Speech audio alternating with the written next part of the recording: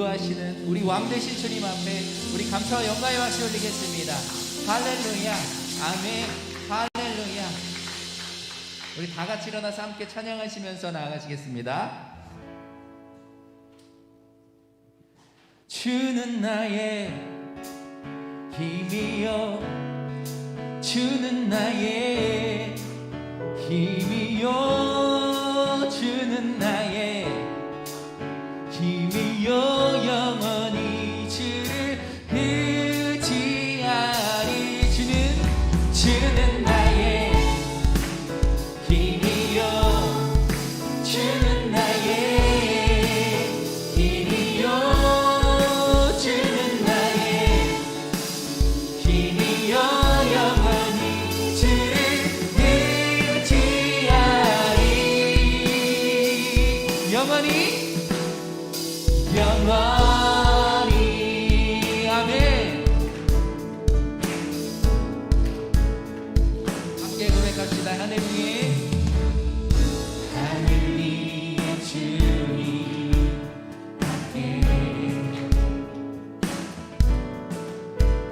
내가 사모할 자 이 세상에 없네. 내 맘과 힘은,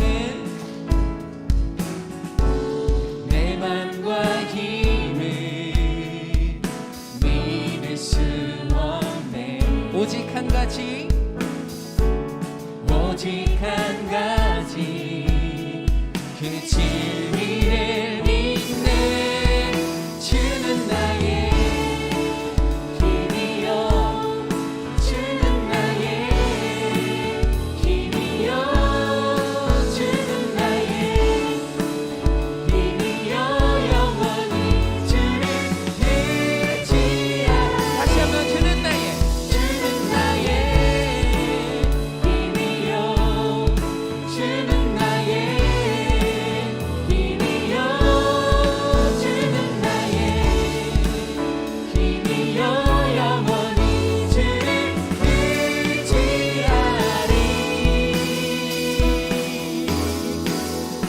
영원. 우리 다시 한번 고백할 때 우리가 의지할 분 오직 예수님임을 믿습니다. 이러한 고백으로 하늘 위에 주님밖에, 하늘 위에 주님밖에, 내가 사모할 자, 내가 사모할 자 이 세상에 없네. 내 맘과 힘은, 내 맘과 힘을 믿을 수 없네. 오직 그 한 가지, 오직 한 가지, 그 진리를 믿네. 주는 나의 힘이요, 주는 나의 힘이요, 주는 나의 힘이요, 영원히 주를 의지하리. 다시 한번, 주는 나의, 주는 나의 힘이요,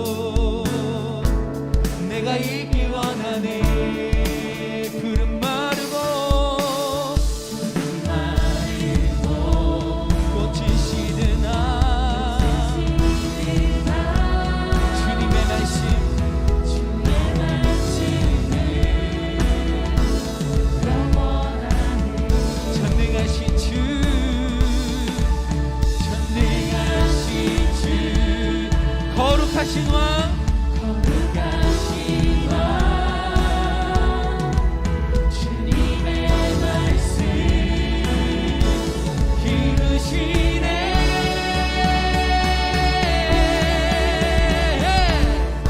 나의 나 주의 성전이 되어 영원한 주의 말씀을 향해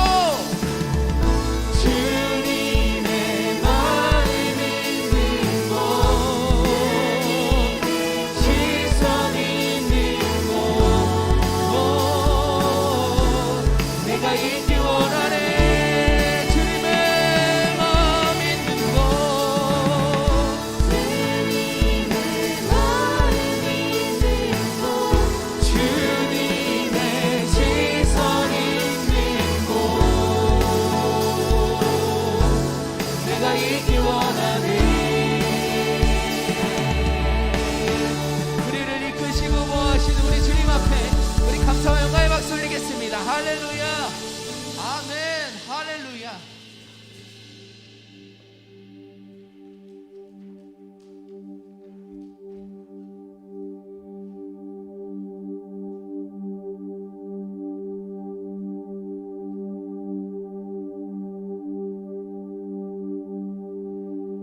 우리 보좌 앞에 모였네.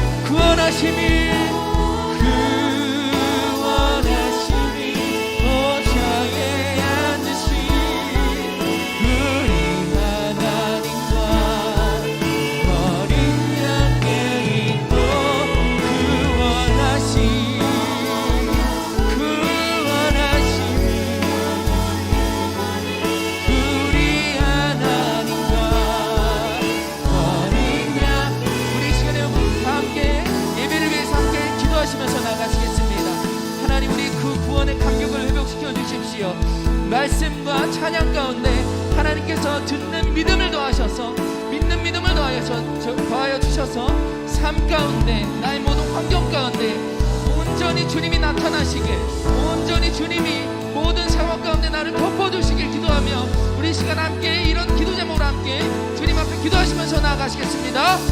오 주님, 영원히 주님을 찬양할 노래, 영원히 주님을 부를 찬송 이 시간 가운데 우리가 주님께 드렸습니다. 하나님 우리 마음 가운데 있는 어떤 불안과 하나님 또 세상 가운데 있는 그 상처들을 회복시켜주시고 하나님 그 구원의 감격을 이 시간 가운데 주님께서 부어주십시오. 다시 한번 회복시켜주십시오.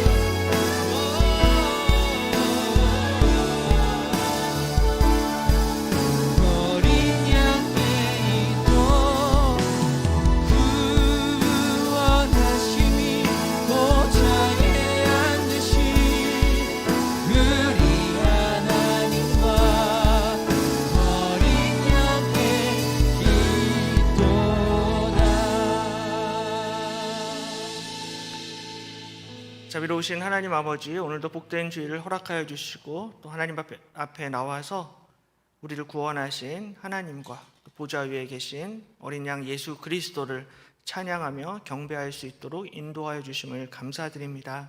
특별히 세상 가운데에서 또 낙심과 또 실망한 지체들이 있습니다. 하나님께서 이 시간 하나님의 세미한 음성을 허락하여 주시옵소서. 다시 한번 말씀의 능력으로 또 기도하면서 이겨내고 승리하는 복된 시간이 되게 해주시옵소서.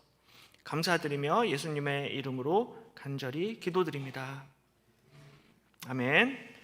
오늘 하나님의 말씀은 열왕기상 19장입니다. 열왕기상 19장 9절에서 14절입니다. 구약성경 549페이지에 있습니다. 열왕기상 19장 9절에서 14절까지 말씀입니다.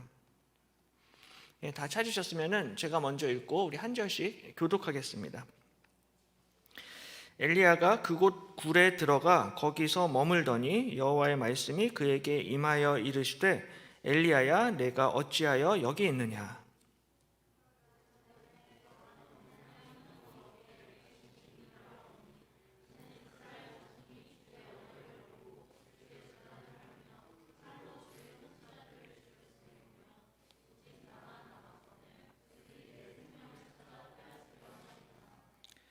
여호와께서 이르시되 너는 나가서 여호와 앞에서 산에 서라 하시더니 여호와께서 지나가시는데 여호와 앞에 크고 강한 바람이 산을 가르고 바위를 부수나 바람 가운데에 여호와께서 계시지 아니하며 바람 후에 지진이 있으나 지진 가운데에도 여호와께서 계시지 아니하며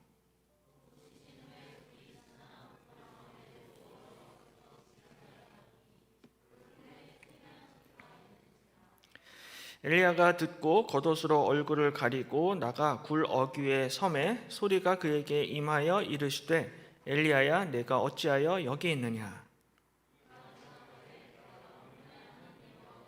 열심히 유별하오니 이는 이스라엘 자손이 주의 언약을 버리고 주의 제단을 헐며 칼로 주의 선지자들을 죽였음이오며 오직 나만 남았거늘 그들이 내 생명을 찾아 빼앗으려 하나이다. 아멘. 2년 넘게 이제 코로나 팬데믹이 계속되면서 사실은 확진자 수가 계속 늘어갈 뿐만이 아니라 우리의 그 답답함 그리고 우리의 그 우울함도 점점점 늘어나고 커지고 있습니다. 그래서 이 코로나 팬데믹의 이 부정적인 영향은 단순히 우리의 몸과 또 육체만 이렇게 공격하는 것이 아니라 사실은 우리의 마음 깊은 곳까지도 우리를 괴롭히고 우리에게 많은 부담과 어려움을 주고 있습니다. 그래서 이제 코로나가 유행되면서 한창 코로나 블루라는 이 신조어가 굉장히 많이 유행을 했습니다. 그래서 코로나 때문에 생긴 우울감, 우울증 이런 것을 이제 코로나 블루라고 이렇게 이야기를 하고요. 또 그 후에 얼마 지나지 않아서 또 코로나 레드, 또 코로나 블루라는 그러한 말들이 나타나게 되었습니다. 코로나 레드는 사회적 거리두기로 인해서 경제적인 손실이 발생을 하게 되잖아요. 뭐 자영업자분들이나 소상공인들. 그래서 경제적으로 이렇게 손실을 많이 입으시면서 그분들이 이제 많이 분노감이 일어났다고 합니다. 그래서 이제 그것을 이제 코로나 레드라고 그렇게 이야기하고요.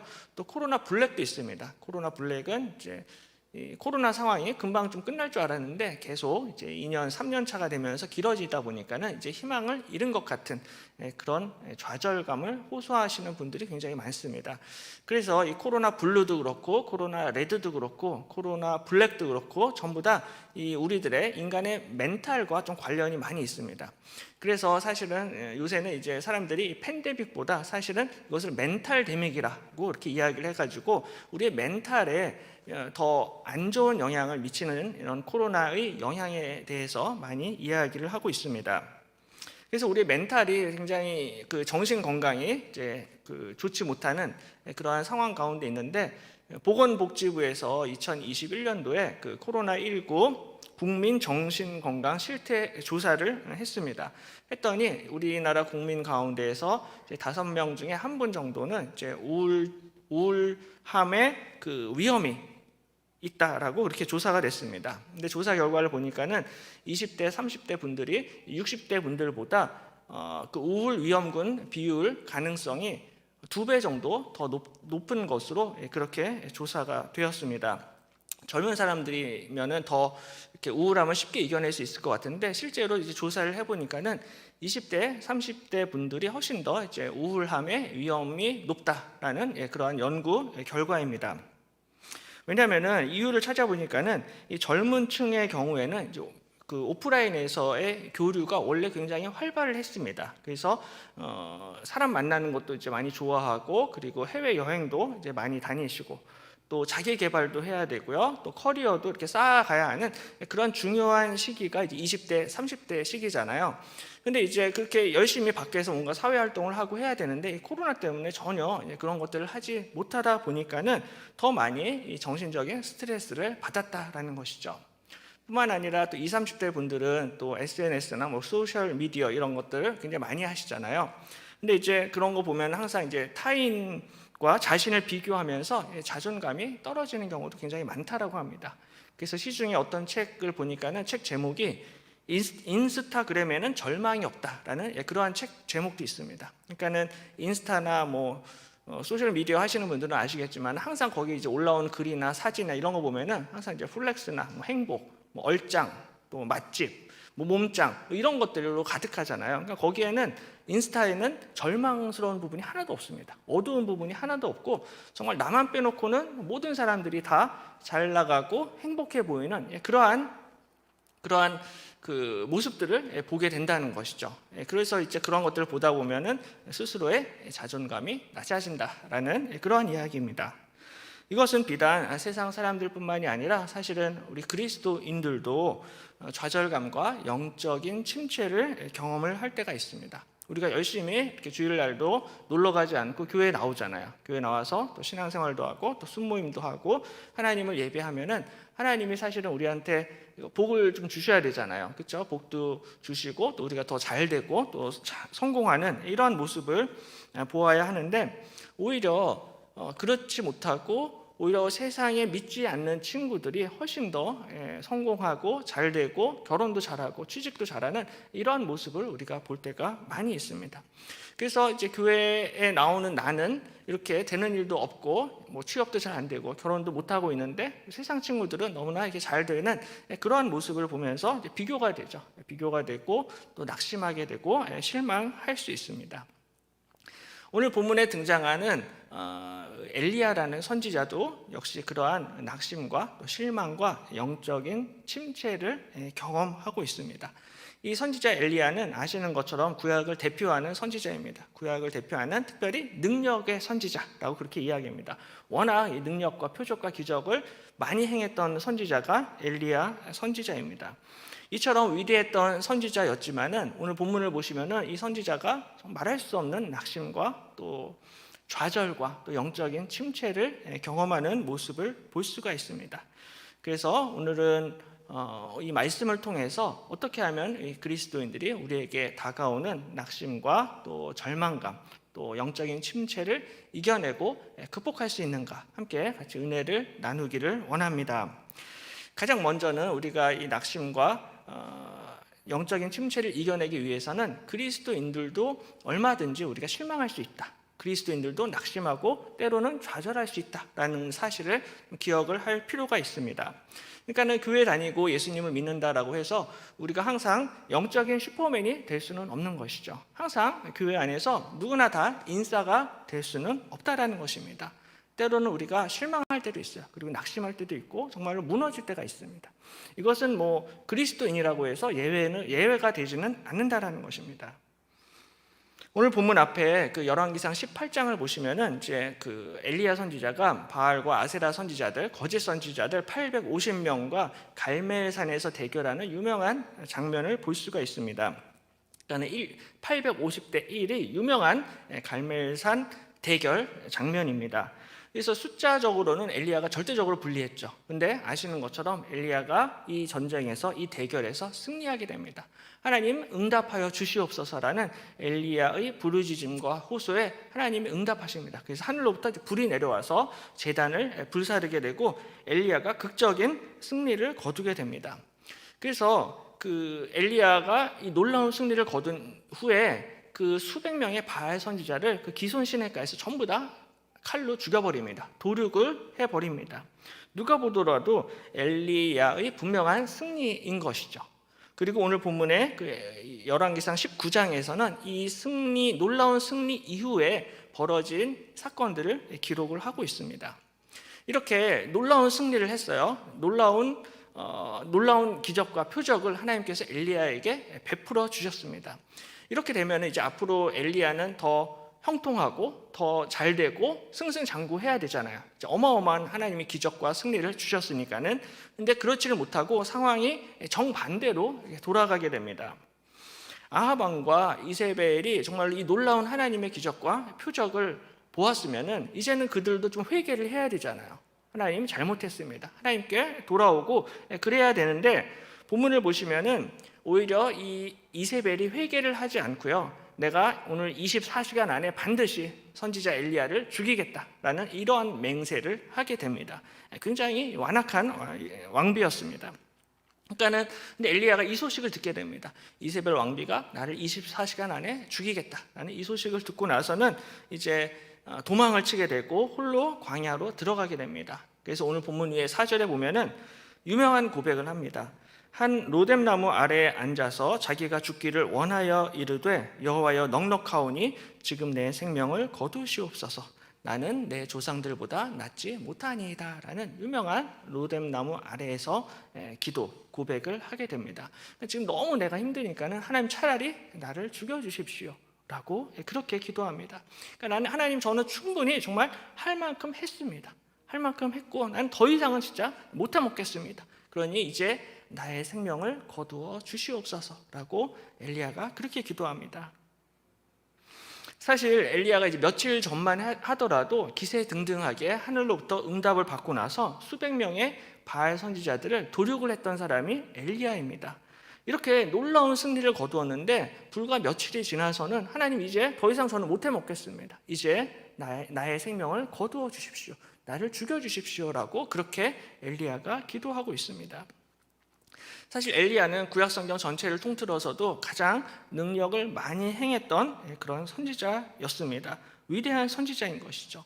그토록 위대한 능력의 선지자가 오늘 하나님 앞에 하나님 이제 내 생명을 거두어 가십시오. 이제 차라리 나를 죽여주십시오라고 그렇게 기도하고 있는 것입니다. 이게 그냥 던져본 말이 아니었습니다. 그냥 해본 말이 아니라 엘리야가 이 정도로 정말 죽고 싶을 정도로 너무나 힘들고 낙심과 영적인 침체를 경험했다라는 것이죠. 우리도 때때로 신앙생활을 하면서 항상 잘되고 성공하고 형통하고 항상 그럴 수는 없을 것입니다. 때때로 인생을 살고 또 신앙생활을 하다 보면은 하나님 차라리 제 생명을 거두어 가십시오라고 기도할 때가 우리 인생의 고난의 때, 환난의 때에 올 수가 있습니다. 엘리야도 바로 그러한 상황 가운데 있었고 그래서 하나님 이제 내 생명을 거두어 가십시오라고 기도합니다. 우리가 생각을 할 때는 아니 믿음이 좋은 선지자가 어떻게 자기를 죽여달라라는 어떻게 그런 기도를 할 수 있는가라고 생각을 할 수 있습니다. 엘리야는 그 정도로 마음이 상하고 많이 힘들었던 것이죠. 엘리야가 특별히 이 정도로 죽고 싶을 정도로 마음이 상했던, 실망을 했던 이유가 있습니다. 오늘 본문의 9절을 보시면은 하나님이 엘리야에게 질문하십니다. 엘리야야, 내가 어찌하여 여기 있느냐? 라고 하나님이 엘리야에게 질문하시죠. 그러자 10절에 엘리야가 이렇게 대답합니다. 그가 대답하되 내가 만군의 하나님 여호와께 열심히 유별하오니 이는 이스라엘 자손이 주의 언약을 버리고 주의 제단을 헐며 칼로 주의 선지자들을 죽였음이오며 오직 나만 남았거늘 그들이 내 생명을 찾아 빼앗으려 하나이다 라고 그렇게 엘리야가 대답합니다. 엘리야가 특별히 여기서 하나님께 열심히 유별합니다 라고 그렇게 고백을 합니다. 그래서 이 열심히 유별하다라는 이 표현이 옛날 한글 성경에 보면은 열심히 특심하다라는 그러한 표현을 쓰고 있습니다. 그래서 열심히 그냥 웬만한 정도가 아니라 특별히 심했다, 엄청 열심을 가졌다라는 그러한 표현을 쓰고 있습니다. 이 열심과 특심이라는 히브리어 단어가 카나라는 단어인데요. 이 카나라는 단어는 질투하다, 시기하다라는 그러한 뜻을 가지고 있습니다. 인간의 감정이 가장 격해질 때가 언제입니까? 그건 바로 질투할 때입니다. 시기할 때입니다. 그래서 시기하고 질투하게 되면은 눈에 뵈는 게 없어지죠. 그래서 연애를 해보신 분들 아니면 뭐 삼각관계를 해보신 분들은 아시겠지만은 질투하고 시기하게 되면은 눈에 뵈는 것이 없을 정도로 집착을 하게 되고요, 매달리게 됩니다. 이 정도로 질투한다라는 것이 굉장히 인간의 감정이 격해지는 그러한 상황을 뜻하는데, 오늘 엘리야가 이 바로 하나님을 향한 열심이 이 정도로 뜨거웠다, 이 정도로 하나님께 집착을 했고 하나님께 매달렸고 충성을 했고 하나님 앞에 헌신을 했다라고 그렇게 표현을 하고 있습니다. 질투하듯이 매우 열정적으로 뜨겁게 하나님을 섬겼던 것이죠. 그래서 갈멜산에서 승리하고 난 다음에 수백 명의 바알 선지자를 한 칼에 전부 다 도륙을 내버렸습니다. 왜냐하면 그것이 하나님께 대한 충성, 헌신이라고 생각을 했기 때문인 것이죠. 그 정도로 충성스러웠던, 뜨거웠던 선지자가 엘리야입니다. 그래서 엘리야도 이 부분에 대해서 굉장히 본인이 자부심을 가지고 있었어요. 그래서 자신의 열심이 얼마나 유별난지를 오늘 14절에서 한 번 더 그렇게 반복해서 이야기합니다. 내가 만군의 하나님 여호와께 열심히 유별하오니 라고 똑같은 말을 14절에 한 번 더 반복합니다. 다시 말해서 하나님, 저는 정말로 특별합니다. 저만큼 하나님을 위해서 싸운 사람이 없습니다. 저만큼 열정적으로 충성한 사람도 없습니다. 저는 가족도 돌보지 않았고 친구들도 만나지 않으면서 정말로 교회만 섬겼습니다. 우리 청년부만, 어린 교구만 섬기고 정말로 여기서 모든 것을 다 쏟아부을 정도로 열정과 젊음과 모든 것들을 하나님께 바쳤습니다 라고 그렇게 고백을 하고 있습니다. 그 정도로 하나님, 저는 특별하게 헌신했습니다 라고 하나님 앞에 고백을 하고 있는 것이죠. 그러니까 그 정도로 실제로 열심히 충성을 했고요. 그러니까 당연히 엘리야 입장에서는 자부심이 있죠. 나 정도 이렇게 열심히 한 사람이 없는데, 교회에서 아무리 봐도 나 정도로 이렇게 충성하고 봉사한 사람이 없다라고 생각을 했던 것입니다. 바로 이렇게 유별난 열심을 엘리야가 가지고 있었습니다. 그러다 보니까는 실망하게 될 때, 낙심하게 될 때, 주변의 상황이 안 좋아지니까는 그만큼 실망과 낙심과 영적인 침체가 더욱더 깊어졌다라는 것을 우리가 볼 수가 있는 것이죠. 우리가 신앙생활을 하면서 열심을 가지고 열정을 가지고 하는 것은 굉장히 중요합니다. 그래서 교회에 나오더라도 대충 교회에 나오시는 분들과 정말 열심히 열정적으로 교회에 나와서 예배당 앞자리부터 이렇게 채워서 앉으시는 분들과는 사실은 은혜를 받을 때 다를 수밖에 없습니다. 그렇죠? 열심과 열정을 가지고 사모함을 가지고 예배를 드리는 사람들과 그렇지 않은 사람들과는 분명히 다를 수밖에 없는 것이죠. 그래서 열정을 가지는 것은 굉장히 중요해요. 중요하고 필수적입니다. 근데 문제는 그렇게 신앙이 뜨거운 만큼 정반대로 이제 낙심의 상황이 됐을 때, 절망적인 상황이 됐을 때는 그 영적인 침체가 우리에게 더 깊이 다가올 수 있게 된다는 것이죠. 우리가 교회 생활을 하면서 대부분 다 상처를 받을 수밖에 없습니다. 신앙생활하고 교회 생활하고 청년부 생활하면서 상처를 한 번도 받지 않고 신앙생활을 했다라는 그런 분은 아무도 안 계실 것입니다. 상처를 받을 수밖에 없는데, 상처를 똑같이 받아도 교회에서 인싸가 더 크게 받을까요? 아니면 아싸가 더 크게 받을까요? 그냥 상식적으로 생각했을 때 인싸가 당연히 상처를 더 크게 받을 수밖에 없습니다. 왜냐하면 그만큼 열심히 했기 때문에 그렇습니다. 아싸들은, 아웃사이더들은 잘 몰라요. 그리고 뭐 교회가 이렇게 되든지 저렇게 되든지 청년부가 이렇게 되든지 저렇게 되든지 사실은 별 관심이 없습니다. 그러니까는 별로 상처받을 일도 없는 거죠. 근데 정말로 상처를 받는 사람들은 교회를 사랑하고 청년부를 사랑하고 옆에 있는 형제 자매를, 지체들을 사랑하고 열정을 가진 사람들이 보통 상처를 받게 됩니다. 예전에 어떤 성도님이 외국에서 한국으로 들어오신 분이 계신데, 이분이 외국에 있을 때 굉장히 열심히 신앙생활을 했습니다. 그래서 봉사도 많이 하고 열심히 신앙생활을 했는데, 한국에 들어와서는 어느 순간부터 이제 교회에 안 나가신다라는 거예요. 교회를 안 나가시는데, 그래서 왜 그런지 이렇게 물어보니까는 한국에 와서 어느 큰 교회에 등록을 하고 다니게 됐는데, 어느 날 큰 교회 목사님이 차를 이렇게 타고 다니시는데, 보통 큰 교회 목사님들은 자가용 운전사 분들이 또 계세요. 그래서 운전사들이 운전을 해주고, 뭐 그럴 수는 있잖아요. 그래서 운전을 했는데, 교회 앞에서 그 목사님이 그 운전사 아저씨를 굉장히 종같이 하대하고 막 갑질을 하는 그런 모습을 이 집사님이 보게 된 거예요. 그러니까 어떻게 목사님이, 뭐 재벌 회장은 갑질할 수 있다고 하지만은 목사님이 어떻게 운전기사 집사님한테 저렇게 하대를 하고 갑질을 할 수 있는가, 이거를 본인이 직접 보게 된 거죠. 그래서 그 다음부터는 너무 실망을 해가지고 교회를 다니지 아니하신다라는 그러한 이야기를 들은 적이 있습니다. 그러니까는 목회자에 대한 기대가 아예 없었으면 전혀 상처받지 않았을 것입니다. 그렇죠? 목사님에 대한 사랑과 애정이 없었으면 전혀 상처받을 일이 없었을 것입니다. 하지만 그만큼 기대가 있었고 애정이 있었고 열정이 있다 보니까는 그런 모습을 보고 상처를 받게 되었다라는 것이죠. 그래서 우리나라에서도 몇 년 전부터 가난한 교인들, 성도들 얘기를 많이 하잖아요. 안 나가 성도들이 거의 100만이 넘는다라고 그렇게 이야기를 합니다. 근데 그분들이 처음부터 그렇게 교회를 안 나가고 교회를 떠난 분들이 아니다라는 것이죠. 대부분은 교회를 향한 열정과 애정과 사랑을 가지셨던 분들입니다. 근데 그런 분들이 그만큼 열정과 애정이 크다 보니까는 기대를 많이 하게 되는데, 근데 이 현실적인 교회와 목회자들의 모습이 그런 기대에 미치지 못하게 되니까 실망을 하게 되고 교회를 떠나고, 그래서 가난한 성도들이 되었다라고 그렇게 이야기를 하고 있습니다. 그러니까 기대와 열정이 크면은 오늘 이 엘리야처럼 절망과 실망과 낙심도 우리 가운데 더 클 수 있다라는 것이죠. 그래서 야고보서 5장을 보시면은 엘리야도 우리와 똑같은 성정을 가졌다라고 그렇게 말씀을 하고 있습니다. 그러니까는 특별한 사람이 아니었던 것이죠. 물론 능력은 우리보다 훨씬 더 많이 행했지만은 우리와 똑같은 감정과 열정과 성품을 가졌던 인간적인 선지자가 엘리야였습니다. 하나님을 향한 충성과 열심이 너무나 컸던 것이죠. 그래서 그 큰 만큼 실망과 좌절도 너무나 컸습니다. 그래서 하나님, 이제 더 이상 저 못해 먹겠습니다. 교회고 뭐고 더 이상 나오기도 싫고 이제 제 생명을 거두어 가십시오 라고 엘리야가 기도하였던 것이죠.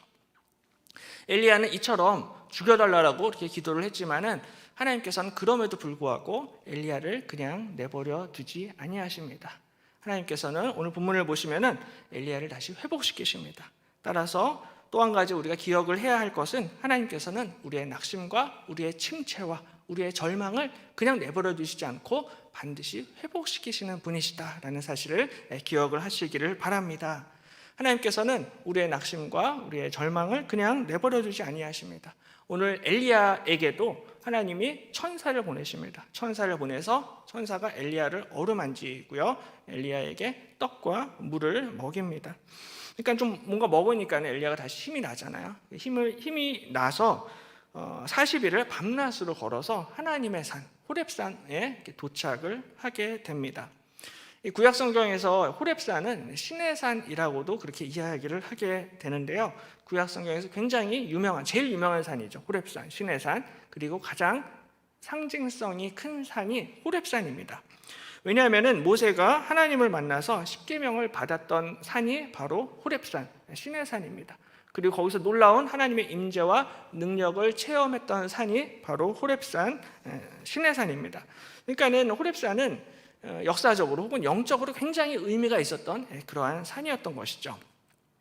그래서 이 엘리야가 호렙산으로 갑니다. 호렙산을 찾아갑니다. 그래서 천신만고 끝에 호렙산에 도착을 하게 되고요.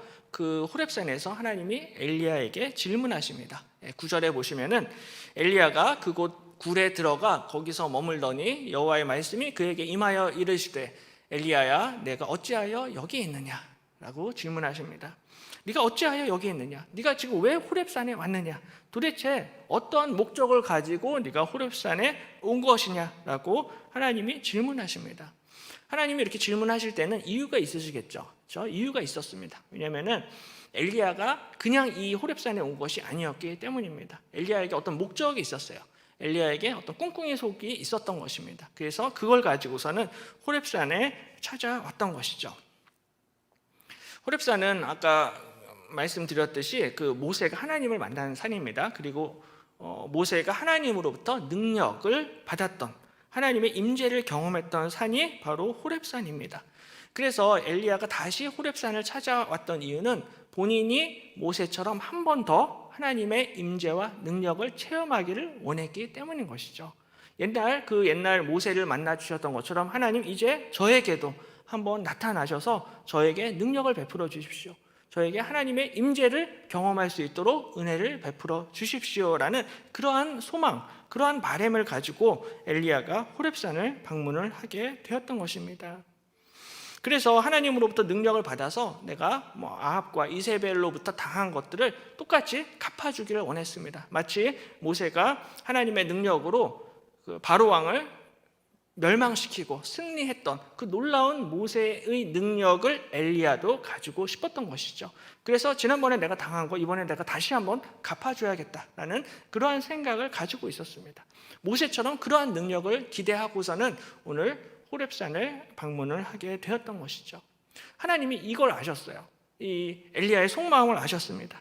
그래서 엘리야야 네가 어찌하여 여기 있느냐? 엘리야야 너의 목적이 무엇이냐라고 질문하십니다.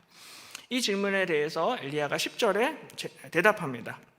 그가 대답하되 내가 만군의 하나님 여호와께 열심히 유별하오니 이는 이스라엘 자손이 주의 언약을 버리고 주의 제단을 헐며 칼로 주의 선지자들을 죽였음이오며 오직 나만 남았거늘 그들이 내 생명을 찾아 빼앗으려 하나이다 라고 엘리야가 대답합니다. 다시 말해서 아까 말한 것처럼 하나님 저는 정말로 열심히 특별한 사람입니다. 저는 열심히 유별난 하나님의 종입니다. 최선을 저는 다했습니다. 근데 아합과 이세벨이 하나님의 말씀을 저버리고 모든 하나님의 선지자들을 다 죽였습니다. 그리고 이제는 저까지도 이세벨이 죽이려고 합니다. 그러니까 하나님 제게 이번에 한 번만 더 능력을 베풀어 주시옵소서. 제게 한 번만 더 강력한 능력을 주시면은 제가 남아있는 아합과 이세벨 잔당들을 전부 다 처치하고 처리하겠습니다 라는 그러한 엘리야의 소망이 담겨 있었던 것이죠. 이 엘리야의 속마음을 아시고서는 하나님이 11절에 이렇게 말씀하십니다. 여호와께서 이르시되 너는 나가서 여호와 앞에서 산에 서라 말씀합니다. 동굴 밖으로 나가서 하나님 앞에 서라 말씀하십니다. 그리고 11절에 여호와께서 지나가시는데 여호와 앞에 크고 강한 바람이 산을 가르고 바위를 부수나 바람 가운데 여호와께서 계시지 아니하며 바람 위에 지진이 있으나 지진 가운데에도 여호와께서 계시지 아니하며 라고 말씀하십니다. 예전에 하나님이 호렙산에서 모세를 지나가셨어요. 그렇죠? 모세에게 하나님의 영광을 나타내셨는데 근데 그렇게 모세에게 지나가셨던 것처럼 오늘 엘리야에게도 하나님이 지나가십니다. 그러자 크고 강한 바람이 산을 가르고 지진이 일어났어요. 이렇게 크고 강한 바람 그리고 지진 이것은 바로 하나님의 임재를 뜻하는 현상입니다. 출애굽기를 보면은 하나님이 호렙산에 시내산에 강림하실 때 이런 놀라운 지진과 바람과 놀라운 그 천지 그 기상 현상들이 나타나고 발생을 했습니다. 바로 하나님의 놀라운 임재와 능력을 뜻하는데 엘리야가 기대하던 바였어요. 이제 나도 능력 받을 수 있겠구나.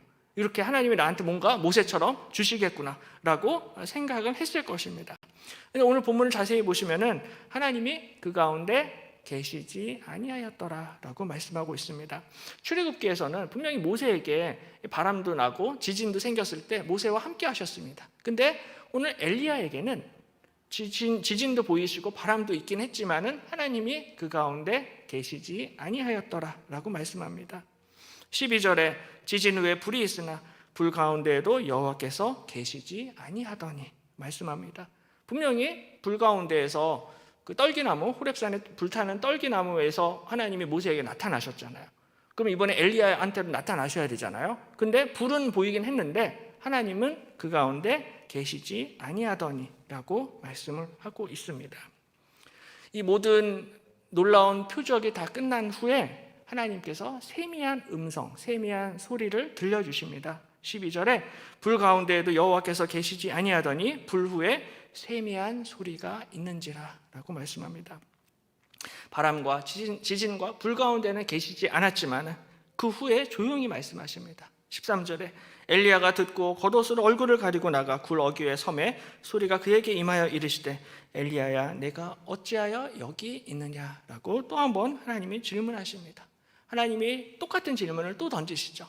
근데 엘리야가 이 하나님의 뜻을 잘 이해를 하지는 못해요. 항상 제자들도 그렇고 엘리야도 그렇고 예수님이 여러 번 얘기를 하시고 질문을 하셔도 이 뜻을 잘 이해를 잘 못하죠. 그러니까 엘리야가 또 똑같이 대답을 합니다. 14절에 그가 대답하되 내가 만군의 하나님 여호와께 열심히 유별하오니 이는 이스라엘 자손이 주의 언약을 버리고 주의 제단을 헐며 칼로 주의 선지자들을 죽였음이오며 오직 나만 남았거늘 그들이 내 생명을 찾아 빼앗으려 하나이다 라고 똑같은 대답을 합니다. 그래서 끝까지 엘리야는 하나님 이제 저밖에 없습니다. 저만 남았습니다. 내 생명도 위험합니다. 그러니까 무조건 나한테 힘을 주십시오. 나한테 능력을 주십시오. 그럼 제가 다 쓸어버리겠습니다. 제가 다 처리하겠습니다 라고 그렇게 이야기하는 것입니다. 열정과 열심을 가졌던 선지자가 엘리야인데 열정과 열심이 크면 클수록 낙심도 깊어지죠. 실망도 깊어집니다. 또 한 가지는 뭐냐면은 열정과 열심이 커지게 되면은 자신의 생각과 뜻이 너무나 강해집니다. 그래서 다른 사람들의 이야기를 잘 듣지를 못해요. 열정과 열심이 많은 사람들의 특징이. 그래서 열정과 열심이 많은 사람들을 보면은 일은 열심히 하는데 항상 이렇게 주변에 다른 지체들과 좀 사이가 안 좋은, 관계가 안 좋은 모습들을 볼 때가 많이 있습니다. 왜냐하면은 자기 생각이 너무 강하기 때문에 그렇습니다. 내가 제일 열심히 하고, 내가 기도도 제일 많이 하고, 내가 경험도 제일 많고, 성경 지식도 많고 이러다 보니까는 다른 사람들의 말을 잘 듣지를 않게 되는데 이게 문제는 이제 다른 사람들의 말만 듣지 않는 것이 아니라 하나님의 음성도 이렇게 잘 듣지를 못할 때가 있게 됩니다. 왜냐하면 본인 생각이 너무 강하기 때문인 것이죠. 그래서 오늘 엘리야도 하나님 제가 하겠습니다. 저만 할 수 있습니다. 저에게 다시 한번 힘을 주십시오. 능력을 주십시오. 라고 고백하고 간구하고 있습니다. 하지만 그런 엘리야를 향하여서 하나님께서는 엘리야야 네가 정말 언제까지 눈에 보이는 표적과 힘과 능력만을 원하느냐. 눈에 보이지 않는 하나님의 계획이 있고 하나님의 섭리가 있고 하나님의 뜻이 있는데 왜 그것을 인정하지 못하고 알지 못하고 깨닫지 못하느냐라고 하나님이 질문을 하시는 것이죠. 엘리야는 끝까지 나만 남았다라고 생각을 했습니다. 하지만 하나님께서는 내가 이스라엘 가운데 7,000명을 남기리니 다 바알에게 무릎을 꿇지 아니하고 다 바알에게 입맞추지 아니한 자니라라고 말씀하십니다. 엘리야 눈에는 7,000명이 보이지 않았습니다. 우리 교회 나만 있다라고 생각을 했어요. 나만 충성하고 있다라고 생각을 했는데 하나님이 말씀하실 때는 하나님이 보실 때는 7,000명이 있단다. 아직 바알에게 무릎을 꿇지 않는 7,000명의 하나님의 백성이 있단다라고 말씀을 하시는 것입니다. 따라서 너무 낙심하지 말라는 것이죠. 너가 지금 힘들고 어려운 건 알겠지만 너무 절망하고 낙심하고 네가 다 하려고 하지 말아라라고 하나님이 엘리야에게 가르쳐 주셨던 것입니다. 그래서 중요한 것은 때로는 하나님께서 우리를 위해서 눈에 보이는 기적과 표적을 일으켜 주시기도 하지만은 사실은 근본적으로는 우리가 하나님의 말씀을 들어야 한다. 하나님의 세미한 음성을 들으라라고 우리에게 말씀을 하시는 것이죠. 인간의 마음을 위로하고 인간의 마음을 변화시킬 수 있는 유일한 능력은 오직 하나님의 말씀에 있는 줄로 믿습니다. 그래서 능력도 필요하고 또 표적도 필요하겠지만 가장 먼저는 우리가 하나님의 말씀에 조용히 귀를 기울여야 한다라고 말씀합니다. 그래서 나중에 누가복음 24장을 보시면은 예수님이 십자가에 못 박히신 후에 제자들이 또 똑같이 실망하고 낙심해서 자기 집으로 엠마오 도상을 걸어가면서 집으로 돌아갑니다. 이제 다 끝났다 라고 생각을 했던 것이죠. 근데 그때도 예수님이 나타나셔서 어떻게 하셨냐면 그들이 서로 말하되 길에서 우리에게 말씀하시고 우리에게 성경을 풀어주실 때 우리 속에서 마음이 뜨겁지 아니하더냐라고 말씀하십니다. 그때 예수님이 제자들에게 나타나셔서 또 뭔가 큰 능력과 기적을 베풀어 주셨던 것이 아니라 우리에게 성경을 풀어주셨습니다. 그랬을 때 우리 속에서 마음이 뜨겁지 아니하냐라고 고백하고 있습니다. 하나님의 말씀이 우리의 마음을 뜨겁게 합니다. 하나님의 말씀이 우리의 마음을 만지시고 위로하시고 우리에게 새로운 힘과 능력을 허락해 주실 줄로 믿습니다. 바로 오늘 엘리야가 하나님의 세미한 음성을 들었던 것처럼 오늘 하나님이 동일하게 우리에게도 하나님의 세밀하고 조용한 음성을 들려주시고 계십니다. 하나님의 말씀을 통해서 성경을 통해서 설교를 통해서 말씀하시는 하나님의 음성을 들으시기를 바랍니다. 하나님의 백성이 항상 성령 충만하고 항상 만사형통하고 항상 성공하고 잘 나갈 수 없습니다. 때로는 아무리 믿음이 좋은 사람도 낙심할 수 있고요, 넘어질 수 있고요, 영적인 침체를 경험할 수 있습니다. 하지만 바로 그때 하나님께서 우리에게 세미한 음성을 들려주실 것입니다. 그래서 정말로 하나님의 뜻이 무엇인지, 하나님의 마음이 무엇인지 하나님의 음성에 귀를 기울이시기를 바랍니다. 그래서 이번 한 주도 정말로 세상에 다른 어떤 것을 의지하는 것이 아니라 조용하게 겸손하게 하나님의 음성에 귀를 기울이시고 하나님의 말씀에 순종하시기를 주님의 이름으로 간절히 축원합니다. 이 시간 우리 함께 찬양하기 원합니다. 주님을 보게 하소서라는 찬양인데요, 우리가 하나님 앞에 정말 우리의 생각과 우리의 감정과 우리의 열정과 우리의 뜻을 먼저 내려놓기를 원합니다. 하나님 앞에 내려놓고 정말로 하나님만 바라보고 조용히 하나님의 음성을 듣고 주님을 보게 하옵소서. 함께 같이 찬양하겠습니다.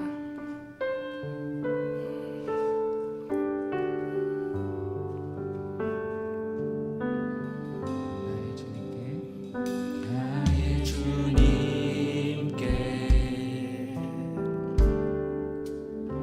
찬양 드리며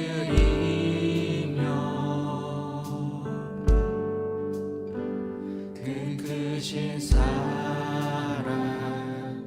주 임재 감사해. 어둠 속에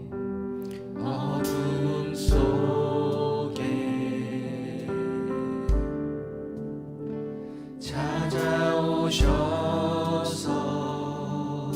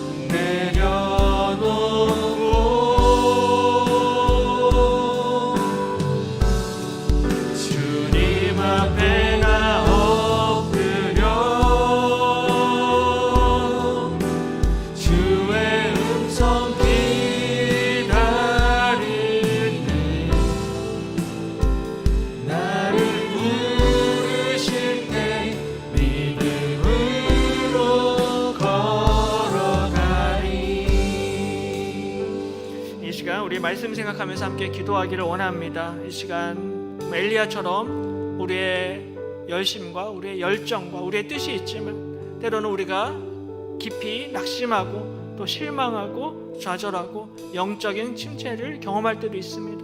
하나님, 그러할 때 하나님 우리를 만져주시고 우리에게 찾아오셔서 우리에게 조용히 말씀하시는 그 세미한 하나님의 음성을 들을 수 있도록 인도하여 주시옵소서.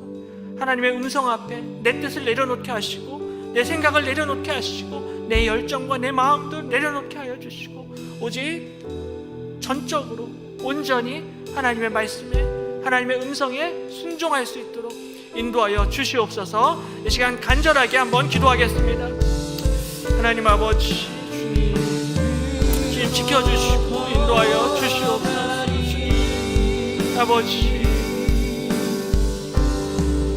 저희들의 마음을 붙잡아 주시길 원하고 하나님, 저희 오늘 엘리야처럼 실망하고 낙심할 때가 있습니다. 아버지, 깊은 영적인 침체를 경험할 때가 있습니다. 하나님, 나의 생명을 거두어 주십시오라고 하나님 앞에 기도할 때가 있습니다. 하나님, 그럴 때 저희들은 불쌍히 여겨주시기 원해요. 아버지, 우리에게 오셔서 우리에게 말씀하여 주시고 우리에게 임재하여 주시고 우리에게 은혜를 베풀어 주시옵소서.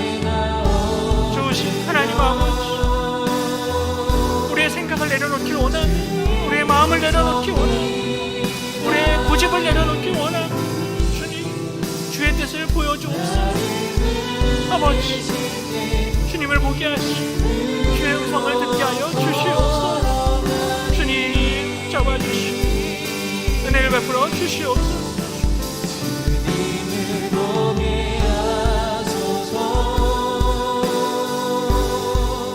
주님 인도하여 주시고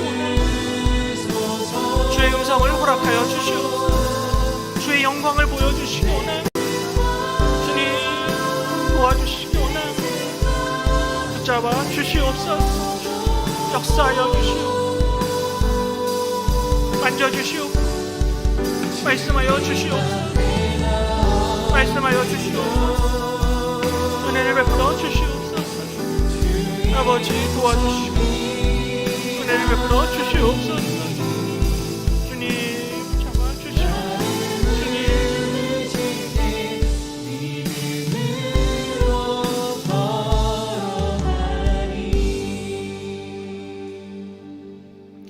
하나님 아버지, 저희가 예수님을 따라갈 때 오늘 엘리야처럼 때로는 깊은 낙심과 절망과 영적인 침체를 경험할 때가 있습니다. 하나님, 그래서 정말 오늘 엘리야처럼 하나님, 나의 생명을 거두어 가옵소서. 차라리 죽여주십시오라는 너무나 극단적인 기도를 할 때도 있습니다. 너무나 힘들고 어려울 때 하나님, 우리에게 찾아와 주시옵소서. 우리에게 말씀하여 주시옵소서. 하나님이 말씀하실 때 우리의 교만한 생각과 우리의 뜻과 마음과 열정과 우리의 모든 것들을 겸손하게 내려놓게 하여 주시고 하나님의 말씀에 순종하고 하나님의 뜻을 쫓아 믿음의 길로 걸어갈 수 있도록 인도하여 주시옵소서. 또한 복된 주일 예배 허락하여 주시고 또 하나님 앞에 귀한 예물 드린 손길들이 있습니다.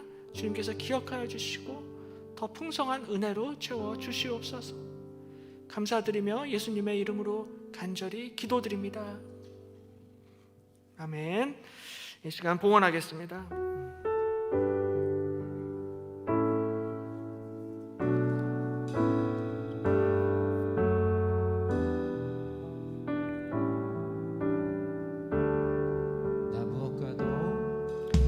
나 무엇과도 주님을 바꾸지 않으리.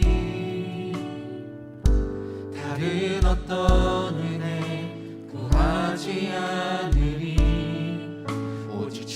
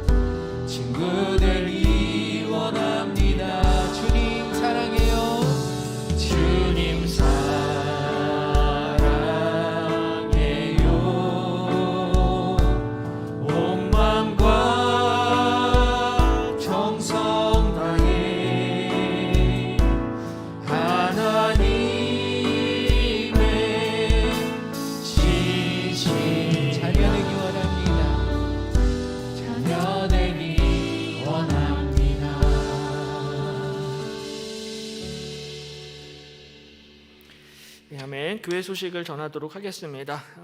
주보를 참조해 주시고요. 특별히 고난주간이 이제 11일부터 시작이 되는데요. 11일부터 16일까지 고난주간 특별 새벽 기도회가 있습니다. 코로나 때문에 최근 2년간 이제 특세를 하지 못했는데 이번에 이제 11일부터 이제 6일 동안 이제 특세가 있으니까는 또 많이 참석해 주시길 바랍니다. 그리고 고난주간 때에 금요일 날 성찬식이 또 있습니다. 이 자리에서 하루에 3번 있습니다. 그래서 아침 오전 10시, 오후 3시, 저녁 8시 3번 있으니까는 시간 되실 때 본당에 오셔서 함께 성찬에 참여해 주시길 바랍니다. 그리고 저희가 토요일마다 우리 청소 봉사를 하거든요. 우리 교회 본당 건물 전체를 이제 청소하시는데 보통 요새는 이제 좀 할아버지 할머니 분들만 나오세요. 70, 80 넘으신 분들이 이제 교회를 청소하시는데 그래서 특별히 청소 봉사 도와주기를 원하시는 분들은 이제 토요일 날 10시까지 이렇게 교회에 오셔서 같이 이제 청소 봉사를 도와주시면 좋을 것 같습니다. 그리고 오린교구 광고인데요. 오린교구 사역팀을 모집하고 있습니다. 특별히 음향 1명, 초보자도 가능하다고 하고요. 그다음에 악기, 일렉을 모집을 하고 있습니다. 예배팀장 우리 김가빈 자매님께 문의해 주시기 바랍니다. 그리고 동아리 모집을 17일까지 하고 있습니다. 사역팀장이신 최희대 형제님께 문의해 주시고요. 또 반기별로 소정의 동아리 지원 금액이 제공된다고 합니다. 그래서 많이들 동아리에 참여해 주시기를 바랍니다. 광고는 여기까지고요. 다 함께 일어나서 우리 함께 찬양하도록 하겠습니다.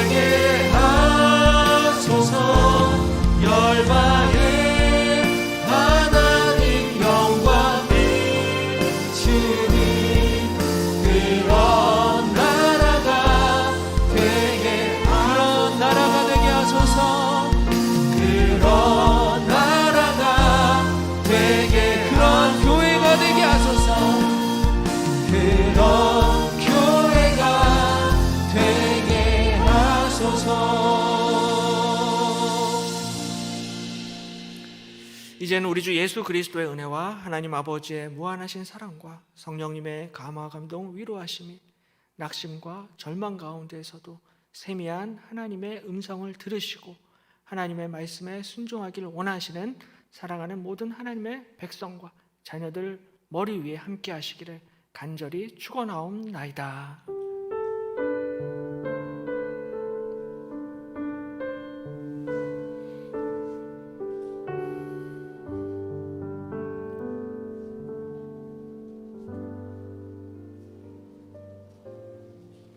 네, 수고하셨습니다.